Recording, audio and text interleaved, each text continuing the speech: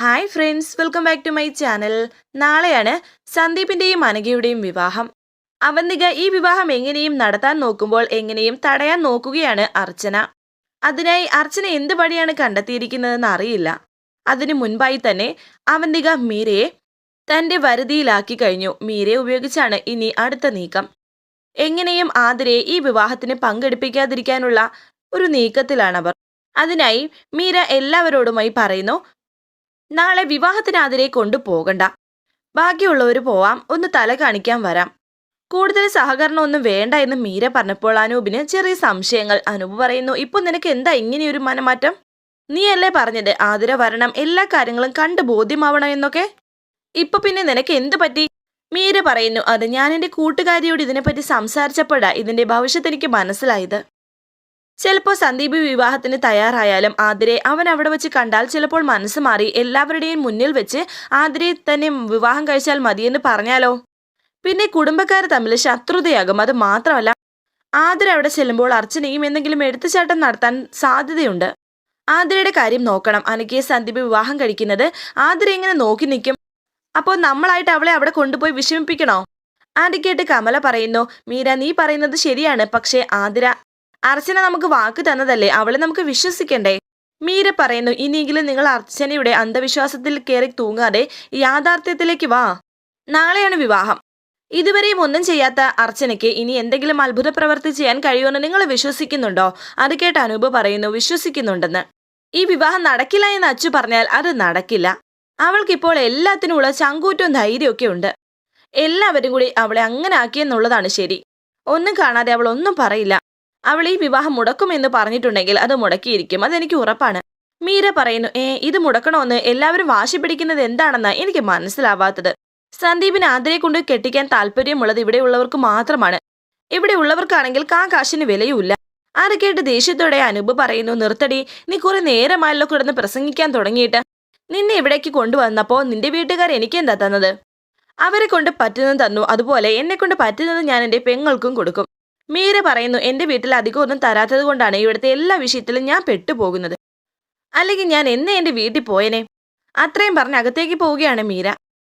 മീര പോയതിനു ശേഷം അനൂപെ, നീ എന്തിനാ അവളോട് വഴക്കിന് നിൽക്കുന്നത് എന്നൊക്കെ മാഷ് ചോദിക്കുന്നുണ്ട്. അത് കേട്ട് അനൂപ് പറയുന്നു, പിന്നെ അവളുടെ സംസാരം കേട്ടില്ലേ അച്ഛാ, എനിക്ക് ഭ്രാന്ത് വരുന്നു. അവളുടെ വിഷമം നീ മനസ്സിലാക്കണം. മറ്റൊരു കുടുംബത്തിൽ നിന്ന് ഇവിടേക്ക് കയറി വന്നവളല്ലേ മീര. നമ്മുടെ സാഹചര്യവുമായി പലപ്പോഴും ഒത്തുപോകാൻ പ്രയാസമായിരിക്കും. എന്തായാലും നാളെ ആതിര പോകണം കല്യാണത്തിന്. അവിടെ എന്ത് നടന്നാലും അത് ആതിര കണ്ട് മനസ്സിലാക്കണം, ബോധ്യപ്പെടണം. അച്ചുവിനെ ഞാൻ അടിയുറച്ച് വിശ്വസിക്കുന്നത് പോലെ തന്നെ സന്ദീപിനെ ആതിരയ്ക്ക് കിട്ടുമെന്ന് എനിക്ക് വിശ്വാസമില്ല. നമ്മൾ ഉപദേശിക്കുന്നതിനേക്കാൾ നല്ലത് അവൾ സ്വയം മനസ്സിലാക്കുന്നതാണ്. ആതിര എതിർപ്പ് പറഞ്ഞാലും ഇപ്പോഴും അവൾക്ക് സന്ദീപിനെ കിട്ടുമെന്നൊരു വിശ്വാസം അവൾക്കുണ്ട്. ആ വിശ്വാസം അർച്ചന മൂലം നമുക്കുണ്ടായതാണ്. ആതിരയുടെ മനസ്സ് മനസ്സിലാക്കിയ അച്ചു തന്നെ ഒരു തീരുമാനം എടുക്കട്ടെ. നെല്ലിശ്ശേരിക്കാര് ഈ വിവാഹം നടത്തിയാലും അച്ചു അത് മുടക്കിയാലും അതെല്ലാം ആതിരയുടെ കൺമുന്നിൽ വെച്ച് തന്നെയായിരിക്കണം. ഞാൻ ഈ വിവാഹത്തിന് എല്ലാവരും പോണോന്ന് പറയുന്നത് അതുകൊണ്ടാണ്. ശേഷം കാണിക്കുന്നത് സന്ദീപ് ആതിരയുടെ ഫോണിലേക്ക് വിളിക്കുന്നു. എന്നാൽ ആതിര ഫോൺ എടുത്തില്ല. അതിന്റെ ദേഷ്യത്തിലാണ് സന്ദീപ്. സന്ദീപിന്റെ മുറിയിലേക്ക് അർച്ചന വരുന്നു. നീ എന്താ പുറത്തോട്ടൊന്നും ഇറങ്ങാതെ മുറിയിൽ തന്നെ ഇരിക്കുന്നത് എന്ന് അർച്ചന പറഞ്ഞപ്പോൾ സന്ദീപ് പറയുന്നു, എനിക്ക് ആരെയും ഫേസ് ചെയ്യാൻ വയ്യ എടുത്തേ. നാളെ ഞാൻ എന്താ ചെയ്യേണ്ടത്? ഈ വിവാഹത്തിന് തയ്യാറാകണോ അതോ ഈ രാത്രി എങ്ങോട്ടെങ്കിലും മാറി നിൽക്കണോ? നീ എന്നെ വിശ്വസിക്കണമെന്ന് ഞാൻ പറയില്ല. നിന്റെ കൂടപ്പിറപ്പായ സച്ചിദാനന്ദനെ നിനക്ക് വിശ്വസിച്ചൂടെ? നിനക്ക് ഇഷ്ടമില്ലാത്തടത്തോളം കാലം ഒരിക്കലും നീ അനഘയുടെ കഴുത്തിൽ താലി കെട്ടില്ല. ഇത് നിന്റെ എഴുതി നിനക്ക് തരുന്ന വാക്കാണ്. നിനക്ക് വേണമെങ്കിൽ വിശ്വസിക്കാം, അല്ലെങ്കിൽ തള്ളിക്കളയാം. ആതിരെ നീ വിവാഹം കഴിക്കുന്നത് രണ്ടാമത്തെ കാര്യം. അത് നിന്റെ ഇഷ്ടമാണ്. ഒരിക്കലും നിന്നെ ഞാൻ അതിന് നിർബന്ധിക്കില്ല. നിനക്ക് ഇഷ്ടമില്ലാത്ത ഈ വിവാഹം ഏട്ടത്തി തടഞ്ഞിരിക്കും. അതിന് ഇനി എന്ത് സംഭവിച്ചാലും ശരി. ശേഷം ആതിര സന്ദീപ് നേരത്തെ പറഞ്ഞ പല വാക്കുകളും ആലോചിച്ച് വിഷമിച്ചിരിക്കുന്നു. പിന്നെയും സന്ദീപ് ആതിരയെ ഫോൺ ചെയ്തു. ആതിര ഫോൺ എടുത്തു. പറയ് സന്ദീപ് എന്ന് പറഞ്ഞ് സംസാരിക്കുന്നു. സന്ദീപ് ആണെങ്കിൽ തിരിഞ്ഞ് അർച്ചനയെ ഒന്ന് നോക്കി. സന്ദീപ് അല്ലേ ഇത് എന്ന് ആതിര ചോദിക്കുന്നു. അതെ, താൻ എന്താ എന്റെ കോൾ എടുക്കാത്തത്? അത് കേട്ട് ആതിര പറയുന്നു, ചേച്ചിയുടെ ഫോണിൽ സന്ദീപാണെന്ന് അറിഞ്ഞിട്ടും ഞാൻ കോൾ എടുത്തില്ലേ. അവിടെ നിന്നും അർച്ചന പോയി. നാളെ താൻ അമ്പലത്തിൽ വരില്ലേ എന്ന് സന്ദീപ് ചോദിക്കും. ഇതിന് മറുപടി ഞാൻ നേരത്തെ പറഞ്ഞതാണല്ലോ എന്ന് ആതിര. താൻ വരണോന്ന് ഒന്നുകൂടി പറയാനാണ് ഞാൻ വിളിച്ചത്. കൺഫർമേഷന്റെ കോളിന്റെ ആവശ്യമൊന്നുമില്ല സന്ദീപെ, ഞാൻ വരും. അനഘയുടെ കഴുത്തിൽ സന്ദീപ് താലി കെട്ടുന്നത് കാണുകയും ചെയ്യും. അത് കേട്ട് സന്ദീപ് പറയുന്നു, ഒരിക്കലുമില്ല, നാളെ ഈ വിവാഹം നടക്കില്ലെന്നായി ഏടത്തി പറയുന്നത്. ഏടത്തിയാണോ സന്ദീപിന്റെ കാര്യങ്ങളൊക്കെ നോക്കുന്നത്? സന്ദീപിനായിട്ട് ഒരു അഭിപ്രായം ഇല്ല അല്ലേ? എനിക്കറിയാം എന്റെ ചേച്ചി ഒന്നും മിണ്ടാതിരുന്ന ഈ വിവാഹം നടക്കും. ഈ വിവാഹം നടക്കുന്നതിനേക്കാൾ എനിക്ക് വിഷമം ഞാൻ സ്നേഹിച്ചിരുന്നത് നിന്നെയാണല്ലോ എന്ന് ഓർത്താണ്. നീ ചങ്കൂറ്റം കാണിക്കാമെന്ന് കരുതിയിടത്തെല്ലാം നീ തികഞ്ഞ പരാജയമായിരുന്നു. ഞാനായിട്ട് തിരഞ്ഞു പിടിച്ച് സ്നേഹിച്ചത് നിന്നെയായോണ്ട് വേറൊന്നും ഞാൻ പറയുന്നില്ല. നാളെ ഞാൻ വരണമെന്നല്ലേ സന്ദീപിന്റെ ആവശ്യം? ഞാൻ വരും. ഇനി കൂടുതലൊന്നും എനിക്ക് പറയാനില്ല, കേൾക്കാനും. ഇനി ചിലപ്പോൾ നമ്മൾ സംസാരിക്കുകയില്ലയോ എന്ന് പോലും എനിക്കറിയില്ല. അത് കേട്ട് സന്ദീപ് വിഷമത്തോടെ നിൽക്കുന്നു. വീണ്ടും ആതിര പറയുന്നുണ്ട്, നാളെ ഈ സമയം സന്ദീപ് മറ്റൊരു പെണ്ണിന്റെ ഭർത്താവല്ല എങ്കിൽ അപ്പ നോക്കാം ബാക്കി എന്ന് പറഞ്ഞിട്ട് ആതിര ഫോൺ വെച്ചു. ആതിര സന്ദീപിനോട് അങ്ങനെയൊക്കെ പറഞ്ഞെങ്കിലും ഫോൺ വെച്ചതിന് ശേഷം ആതിര പൊട്ടിക്കരയുകയാണ്. ശേഷം കാണിക്കുന്നത് ടെൻഷനോടെ മുറിയിൽ അങ്ങോട്ടും ഇങ്ങോട്ടും നടക്കുകയാണ് സച്ചി. അർച്ചന അവിടേക്ക് വന്നിട്ട് പറയുന്നു, സച്ചിയേട്ടൻ കഴിക്കുന്നില്ലേ? ഞാൻ കഴിക്കാൻ എടുത്തു വെക്കാം. അർച്ചന, എനിക്ക് നല്ല ടെൻഷനുണ്ട്. നാളെ ഇപ്പോൾ എന്താ സംഭവിക്കാന്നറിയാതെ കൈയും കാലും വിറയ്ക്കാണ്. എന്തിന്? നാളെ എന്ത് സംഭവിക്കാനാ? സച്ചിയേട്ടനോട് ഞാനെല്ലാം പറഞ്ഞതല്ലേ എന്നൊക്കെ കൂളായിട്ട് പറയുകയാണ് അർച്ചന. സച്ചി പറഞ്ഞു, പക്ഷേ തന്റെ പ്ലാൻ എന്താണെന്ന് പറഞ്ഞില്ലല്ലോ. ഇനിയെങ്കിലും പറയേ, താൻ എന്താ ഉദ്ദേശിക്കുന്നത്? ആതിര പറയുന്നു, ചില ഉദ്ദേശങ്ങൾ. അർച്ചന പറയുന്നു, ചില ഉദ്ദേശങ്ങൾ മാത്രമേ ഉള്ളൂ സച്ചിയേട്ട, എനിക്ക് നടത്തി തരേണ്ടത് ഈശ്വരനാണ്. സച്ചി പറയുന്നു, എനിക്കും മനസ്സിലാവാത്തത് അതാണ്. തനിക്കും വ്യക്തമായിട്ട് അറിയില്ല എന്താ സംഭവിക്കാൻ പോകുന്നതെന്ന്. കൈവിട്ട കളിക്കൊടുവിൽ ഈ വിവാഹം നടന്നാൽ എന്റെ അനിയനെ എനിക്ക് നഷ്ടപ്പെടുമെന്നുള്ള കാര്യം ഉറപ്പാണ്. എല്ലാ പ്രതിസന്ധി ഘട്ടങ്ങളിലും ചില കൈവിട്ട കളികൾ കളിക്കണം സച്ചിയേട്ടാ. അത് അനുകൂലമായോ പ്രതികൂലമായോ ഒരു തീരുമാനം എടുക്കാൻ സഹായിക്കും. നന്മയും തിന്മയും മത്സരിക്കുന്നിടത്ത് ഒരിക്കലും തിന്മ ജയിക്കില്ല. നമ്മുടേത് സന്ദീപിനും ആതിരയ്ക്കും ഒരു ജീവിതം നേടിക്കൊടുക്കാനുള്ളതാണ്. എനിക്ക് സച്ചിയേട്ടനോട് ഒരു അപേക്ഷയാണുള്ളത്. ഞാൻ കരുതുന്നത് പോലെ കാര്യങ്ങളൊക്കെ നടന്നില്ലെങ്കിൽ എനിക്ക് മറ്റൊരു തീരുമാനം ഉടനെ എടുക്കേണ്ടി വരും. അതിൽ ആരൊക്കെ വേദനിക്കുമെന്ന് ഞാൻ നോക്കിയെന്ന് വരില്ല. എന്റെ മുന്നിൽ ഇത് മുടക്കുക എന്നുള്ള ലക്ഷ്യം മാത്രമേ ഉള്ളൂ. വേണ്ടപ്പെട്ടവർ വേദനിക്കുമ്പോൾ സച്ചിയേട്ടൻ എന്നെ കുറ്റപ്പെടുത്തരുത്. ചിലപ്പോൾ എല്ലാം കലങ്ങി തെളിയുന്ന ദിവസവും നാളെ ആയിരിക്കും. എന്ത് തന്നെയായാലും നാളെ നെല്ലിശ്ശേരിക്ക് നല്ലൊരു ദിവസമായിരിക്കില്ല. സച്ചി പറയുന്നു, താൻ ഉദ്ദേശിച്ചതുപോലെ നടന്നില്ലെങ്കിൽ എല്ലാം എല്ലാവരോടും പറയുന്നാണോ ഇപ്പോൾ താൻ ഉദ്ദേശിക്കുന്നത്? അതേന്ന് അർച്ചന. എല്ലാവരെയും സന്തോഷിപ്പിച്ചുകൊണ്ട് ഒരിക്കലും നമുക്കിത് സന്ദീപിന് മാതിരിക്ക് നേടിക്കൊടുക്കാൻ കഴിയില്ല സച്ചിയേട്ടാ. എതിർപ്പ് പറയുന്നവരെല്ലാം നാളെ ഒരു സമയത്ത് സന്ദീപിന്റെ ജീവിതം കാണുമ്പോൾ ഒരു നെടുവീർപ്പിനപ്പുറം വേറെ ഒന്നും പറയാൻ കാണില്ല. ജീവിതം സന്ദീപിന്റേതാണ്, ഇഷ്ടവും അവന്റെ തന്നെ.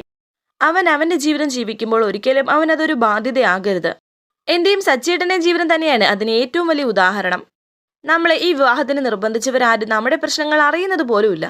അങ്ങനെ ഒരു സ്വകാര്യ പ്രശ്നങ്ങളും അവരുടെ ജീവിതത്തിൽ ഉണ്ടാവരുത്. അതുകൊണ്ട് എന്ത് വില കൊടുത്ത് ഞാൻ ലക്ഷ്യത്തിലെത്തും. അതിനിടയിൽ ആരുടെ മുഖവും ഞാൻ നോക്കുന്നില്ല. പിന്നെയും ഈ വിവാഹം നടക്കില്ല സച്ചിയേട്ടൻ, എന്നെ വിശ്വസിക്കാം. ഞാൻ ഭക്ഷണം എടുത്തു വെക്കാം, കഴിച്ച് സ്വസ്ഥമായിട്ട് ഉറങ്ങിക്കോ, ബാക്കിയെല്ലാം എന്റെ ജോലിയാണ് എന്ന് പറഞ്ഞിട്ട് അർച്ചന അവിടെ നിന്ന് പോയി. പിന്നീട് കാണിക്കുന്നത് ഇന്ന് അവരുടെ വിവാഹമാണ്. വിവാഹത്തിനായി അണിഞ്ഞൊരുങ്ങുകയാണ് അനഘ. ഡ്രസ്സൊക്കെ ഇട്ടതിന് ശേഷം ഓർണമെന്റ്സും പിന്നെ പൂവൊക്കെ ചൂടുന്നു. സന്തോഷത്തോടെ ഒരുങ്ങുകയാണ് അനഘ. അവന്തിക അവിടേക്ക് വന്നു. ആഹാ, ഒരുക്കം ഇതുവരെ കഴിഞ്ഞില്ലേ? ഇനി മതി, ബാക്കിയൊക്കെ അമ്പലത്തിൽ ചെന്നിട്ടാവാം എന്ന് അവന്തിക അനഘയോട് പറയുന്നു, നിന്റെ വിവാഹം ചേച്ചിയുടെ വലിയൊരു സ്വപ്നമായിരുന്നു. ഇങ്ങനൊന്നും ആയിരുന്നില്ല ഞാൻ തീരുമാനിച്ചിരുന്നത്. അങ്ങനെ അതൊന്നും സാരമില്ല ചേച്ചി, അല്ലെങ്കിലും ആർഭാടത്തിൽ എന്തിരിക്കുന്നു? സന്ദീപിനെ എനിക്ക് കിട്ടുക എന്നുള്ളതല്ലേ പ്രധാനം. ഞാൻ ഇതിനെല്ലാം കടപ്പെട്ടിരിക്കുന്നത് ചേച്ചിയോടാണ് എന്നെ അനഘ പറഞ്ഞപ്പോൾ അവന്തിക പറയുന്നു, രക്തബന്ധത്തിൽ കടപ്പാടിന്റെ കണക്കില്ല മോളെ. അത് എന്റെ ഉത്തരവാദിത്തം കൂടെയല്ലേ. നിന്നെ ഈ വേഷത്തിൽ കുറെ കാണാൻ ആഗ്രഹിച്ചതാണ് ഞാൻ. കല്യാണ വേഷത്തിൽ നിന്നെ ഇങ്ങനെ കാണുന്നതാ എനിക്ക് സന്തോഷം. ഒരു വധു എന്ന രീതിയിൽ എന്നെ ഇപ്പോൾ കാണാൻ എങ്ങനെയുണ്ട്? അത് ചേച്ചി പറഞ്ഞില്ലല്ലോ എന്ന് അനഘ ചോദിക്കുന്നു. അതിലിപ്പോ പറയാൻ എന്തിരിക്കുന്നു? എന്റെ മോളെ സുന്ദരിയല്ലേ എന്ന് അവന്തിക ആതിരേക്കാളും എന്നെ ചോദിക്കുന്നു. ഒരു പെണ്ണിന്റെ സൗന്ദര്യം അവളുടെ മനസ്സിലെ സ്നേഹവും നന്മയുമാണ്. അങ്ങനെ നോക്കുമ്പോൾ അതിനേക്കാളും എത്രയോ മുകളിലാണ് നിന്റെ സ്ഥാനം. ഇന്ന് നിനക്ക് സന്ദീപ് സ്വന്തമാകുന്ന ദിവസമാണ്. അതിന്റെ സന്തോഷം നിന്റെ അഴകിലും പ്രകടമായി തന്നെയുണ്ട് എന്ന് അവന്തിക പറഞ്ഞപ്പോൾ അനഘ പറയുന്നു, അത് എന്റെ ഏറ്റവും വലിയ സന്തോഷമാണ് ചേച്ചി. ആ സന്തോഷം മുഖത്ത് പ്രതിഫലിക്കുമ്പോഴും ഉള്ളിൽ ഒരു നെരിപ്പോടെ എരിയുന്നുണ്ട്. എന്റെ വിവാഹം മുടക്കും എന്നൊക്കെ പറഞ്ഞ് ചിലർ ഇവിടെ നടപ്പില്ലേ? എന്തെങ്കിലും കാര്യം കൊണ്ട് വിധി അവർക്ക് അനുകൂലമായാൽ തീർന്നില്ലേ എല്ലാം? അവന്തിക പറയുന്നു, നിന്റെ വിവാഹം തീരുമാനിച്ചതും നടത്തുന്നതും നെല്ലിശ്ശേരിയിലെ നിന്റെ ചേച്ചി അവന്തികയാണ്. അത് മുടക്കുമെന്ന് പറഞ്ഞത് വൃന്ദാവന വീട്ടിലെ അർച്ചനയും. ഞാനിപ്പോ പറഞ്ഞപ്പോൾ തന്നെ വ്യത്യാസം നിനക്ക് മനസ്സിലായല്ലോ? അനഘ ടെൻഷനോടെ പറയുന്നു, അവരെന്താ ഉദ്ദേശിക്കുന്നതെന്ന് നമുക്ക് അറിയില്ലല്ലോ ചേച്ചി. നീർക്കോലി കടിച്ചാലും അത്താഴം മുടങ്ങും എന്ന് പറയുന്നത് പോലെ അവസാന നിമിഷം എന്തെങ്കിലും സംഭവിച്ചാലോ? ഒന്നും സംഭവിക്കില്ല. അഷ്ടനാഗമായി നിന്റെ ചേച്ചി പത്തി വിടർത്തി നിൽക്കുന്ന സമയത്ത് ഒരു നീർക്കോലി പോലും വരാൻ പോകുന്നില്ല. നീ നിന്റെ ചേച്ചി വിശ്വസിക്കുമോളെ? അനഘ പറയുന്നു, വിശ്വാസം തന്നെയാ ചേച്ചി. ആതിര എന്ന് പറയുന്നവളെ കണ്ടാൽ സന്ദീപ് എല്ലാവരോടും എല്ലാം തുറന്നു പറയുമെന്നാ എന്റെ ഒരു സംശയം. അതിന് ആതിരയെന്ന് വരില്ലല്ലോ എന്ന് അവന്തിക. നീ പേടിക്കേണ്ട, അവളെ ഞാനിന്നൊന്നും ചെയ്തിട്ടില്ല. അവളുടെ അഭാവം ബന്ധുക്കൾ നിമിത്തമാകുമ്പോൾ അത് നമ്മളെ ബാധിക്കില്ലല്ലോ. ഞാൻ നിന്നോട് പറഞ്ഞില്ലേ, ഈ വിവാഹം നടക്കുന്നതിന് തടസ്സമായി നിന്ന എല്ലാം നിന്റെ മുന്നിൽ നിന്ന് മാറ്റിയിട്ടാണ് ഞാൻ നിന്റെ മുന്നിൽ നിൽക്കുന്നതെന്ന്. പിന്നെ അർച്ചന, അത് ഒരു തടസ്സമായിട്ട് ഞാൻ കണ്ടിട്ടേ ഇല്ല. നമ്മുടെ വഴിയിൽ എവിടെയെങ്കിലും അവളൊരു തടസ്സമായിട്ട് വന്നു നിന്നാൽ പുറംകാലിലെ ചെറിയൊരു അടി അവൾക്ക് അതിന്റെ ഒരു ആവശ്യമേ ഉള്ളൂ. നിന്റെ അങ്ങോട്ടുള്ള ജീവിതം വരെ എങ്ങനെ വേണമെന്ന് തീരുമാനിച്ചിട്ടാണ് ഞാൻ ഇവിടെ നിൽക്കുന്നത്. ഇന്ന് വിവാഹം കഴിഞ്ഞ ഉടൻ തന്നെ നിങ്ങൾ രണ്ടുപേരും കൂടി ഒരു യാത്ര ചെയ്യണം. ഇന്ത്യക്ക് പുറത്തുള്ള ഏതെങ്കിലും ഒരു രാജ്യത്തേക്ക്. നിങ്ങൾ മധുവിധു ആഘോഷിച്ച് തിരിച്ചു വരുമ്പോഴത്തേക്കും സന്ദീപ് നിന്റേതായി മാറിയിട്ടുണ്ടാകും. പിന്നീട് നിങ്ങൾക്കൊരു കുഞ്ഞ്, നെല്ലിശ്ശേരിയിലെ മുഴുവൻ സമ്പാദ്യത്തിനും അവകാശിയായി മാറേണ്ട ഒരു കുഞ്ഞ്. 27 നക്ഷത്രത്തിൽ ഏത് നക്ഷത്രത്തിൽ ജനിച്ചാലും ആ കുഞ്ഞിന് രാജയോഗമാണ്. കുഞ്ഞിന്റെ ജനനത്തോടു കൂടി സേതുമാധവന് സമാധി. പിന്നെ 7-ാം പക്കം കഴിഞ്ഞ് അവന്തികയുടെ പട്ടാഭിഷേകം. സേതുമാധവന്റെ കിരീടം വെച്ച് എന്റെ സിംഹാസനാരോഹണം. പിന്നീട് അങ്ങോട്ട് ഭരിക്കുന്നതും മുടിക്കുന്നതും ഞാനും നീയും.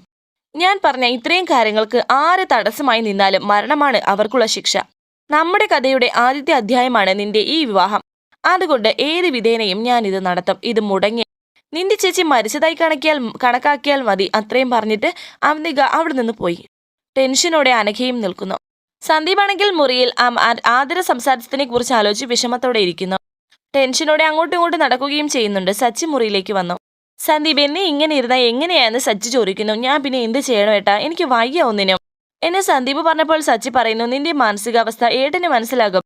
നിന്റെ മനസ്സിലുള്ളത് പുറത്ത് കാണിക്കേണ്ട സമയമല്ല ഇത്. നീ ഇങ്ങനെ ഇരുന്നാൽ എല്ലാവർക്കും സംശയമാവും എന്നെ സച്ചി പറഞ്ഞപ്പോൾ സന്ദീപ് പറയുന്നു, ഇങ്ങനെ എല്ലാവരെയും നോക്കിയിരുന്ന കാര്യങ്ങൾ ഇത്രയായത്. ജീവിതത്തിൽ തീരുമാനം എടുക്കുന്നത് വരെ വേറെ ആൾക്കാരാ. സച്ചി പറയുന്നു, ഇത് ഇത്രയും ആയതിന് നിന്റെ ഭാഗത്ത് തെറ്റില്ലേ? ഇങ്ങനെ ഒരു ബന്ധം ഉണ്ടായപ്പോൾ തന്നെ നിനക്ക് അത് ആരോടെങ്കിലും പറയാമായിരുന്നില്ലേ? ഇപ്പൊ അറിഞ്ഞവരൊക്കെ എങ്ങനെയാ അറിഞ്ഞത്? നീ പറഞ്ഞിട്ടാണോ? എടാ, നിനക്കൊരു പെൺകുട്ടി ഇഷ്ടമായാൽ അത് നടത്താൻ പല വഴികളുണ്ട്. വീട്ടുകാരെ സമ്മതിച്ചിട്ടല്ല എല്ലാ വിവാഹവും നടക്കുന്നത്. ആതിരയെ വൃന്ദാവനത്തിൽ നിന്ന് ഇറക്കിക്കൊണ്ടുവന്ന് നിന്റെ മുന്നിൽ നടത്തിത്തരാൻ ഈ ചേട്ടന് കഴിയാത്തോണ്ടല്ല. അങ്ങനെ ചെയ്യാത്തതിന്റെ കാരണം എന്താണെന്ന് നിനക്ക് അറിയാലോ. എന്നെയും നിന്നെ വളർത്തി വലുതാക്കിയ ഒരു വലിയ മനുഷ്യനുണ്ട് ഈ വീട്ടിൽ. നെല്ലിശ്ശേരി സേതുമാധവൻ എന്ന നമ്മുടെ അച്ഛൻ. അച്ഛന്റെ സർജറി കഴിഞ്ഞ ശേഷം ഡോക്ടർ എന്നോട് ഒരു കാര്യം മാത്രമേ പറഞ്ഞിട്ടുള്ളൂ, ആ മനസ്സ് നോവിക്കുന്ന ഒന്നും ചെയ്യരുത് എന്ന്. ഒരു കുഞ്ഞിനെ സ്നേഹിച്ച് പരിപാലിക്കുന്നത് പോലെ അച്ഛനെ സ്നേഹിക്കണമെന്ന്. നമ്മൾ ആരെങ്കിലും ഇത്രയും നേരമായിട്ട് അച്ഛന്റെ സന്തോഷം എന്താണെന്ന് ചോദിച്ച് മനസ്സിലാക്കിയിട്ടുണ്ടോ? ഇല്ല. അത് നമുക്കും അറിയില്ല. അതുകൊണ്ട് അച്ഛൻ ഓരോന്ന് തീരുമാനിക്കുമ്പോൾ സന്തോഷത്തിന് പകരം നമുക്ക് അത് വേദനയായിട്ട് മാറുന്നു. നിന്റെ ഇതേ അവസ്ഥയിൽ ഞാൻ നിന്നിട്ടുണ്ട് അന്ന് ഹോസ്പിറ്റൽ വരാന്തയിൽ. ചങ്കുപൊട്ടി കരഞ്ഞിട്ടുണ്ട് ഞാൻ. ആ കരച്ചിലിനൊടുവിൽ അന്ന് ഞാൻ എടുത്ത ശക്തമായ തീരുമാനമാണ് നിന്റെ ഏട്ടത്തി. എന്റെ ജീവിതം അതേപടി പകർത്തുന്നതാവരുത് നിന്റെ ജീവിതം. ഈ വിവാഹം നടക്കാൻ പോകുന്നില്ല, എനിക്ക് ഉറപ്പാണത്. അർച്ചനയുടെ വാക്കാണ് നിനക്ക് ഞാൻ തരുന്ന ഉറപ്പ്. അവളത് മുടക്കും. സന്ദീപ് പറയുന്നു, ഏട്ടാ, ഇനി ഏതാനും മണിക്കൂറുകളേ ഉള്ളൂ. അതിനുള്ളിൽ എന്ത് അത്ഭുതം നടക്കുമെന്നാണ് ഏട്ടനും ഏട്ടത്തിയും പറയുന്നത്? നിനക്ക് നിന്റെ ഏട്ടത്തെ വിശ്വാസം ഇല്ല എങ്കിലും എനിക്ക് എന്റെ ഭാര്യ വിശ്വാസമാണെന്ന് സച്ചി. ആ വിശ്വാസം നിനക്ക് ഈ ഏട്ടനോട് ഉണ്ടാകണം. ദാ പിടിക്ക് എന്ന് പറഞ്ഞ് വിവാഹത്തിനണിയാനുള്ള വസ്ത്രം എടുത്ത് കൊടുക്കുകയാണ് സച്ചി സന്ദീപിന്. വരാനിരിക്കുന്ന പുതുപുത്തൻ എപ്പിസോഡുമായി വീണ്ടും കാണാം. Thank you for watching. Please subscribe, like, share my channel.